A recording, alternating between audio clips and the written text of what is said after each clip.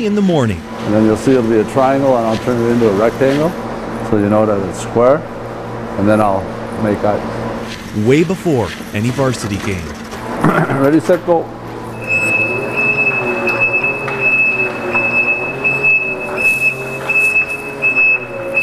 Bob Carr takes this ice resurfacer through adjustments most don't know exist. It hits the left side first and then the right side, so now I've adjusted it so it hits level on both sides. After setting the blade so it cuts level, Carr, who was the new guy at the arena until this year, makes ice. Carr started 35 years ago. I did all the high school games on Tuesday and Saturday nights until, let's say I started in 74, and by the time I was the game guy, I was probably 78 or 79, and I did that all up into the 90s, until I started just working days full time.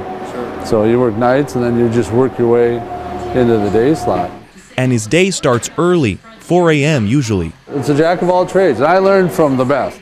We caught up with him as he worked a puck out of Rink 2's vertical auger. He goes from changing the blades to pulling a stuck key from a lock on one of the Garden's 160 doors. Over the years, he's seen a lot on these slabs. The Edmonton Oilers, when they were here winning their Stanley Cups in the mid-80s, there was a large break in between game 1 and game 2 or whatever, 3 and 4, whatever it was. They were here for a whole week. I mean, like 4 or 5 days in a row. I mean, you got to know like Gretzky and Grant Fleur and Messier and all these. They say, how are you doing today? I say, hi.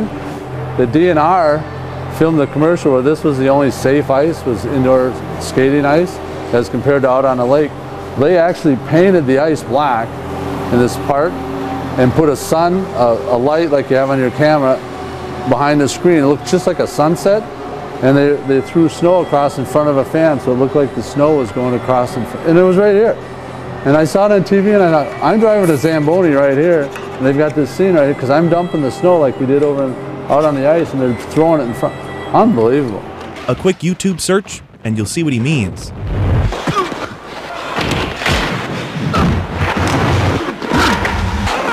Believe it or not, this is the safest ice in Minnesota.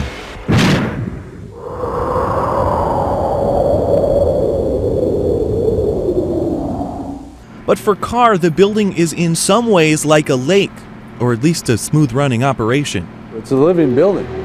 You don't just walk away from it. You make sure that the air is moving and everything is flowing just like, anything else. From the compressors to prepping the machines, Carr and the team at the Ice Garden save energy and money. The way we look at it is spend it like it's your money.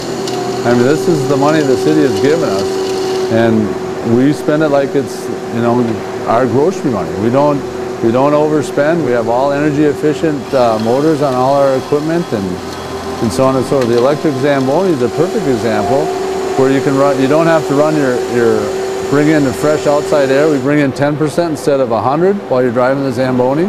So then you don't have to reheat all that air or re-dehumidify in the summer. Carr checks the machines that keep the ice cold and checks in with the regulars. It's not just a job. I mean, it's a living. This is what we do.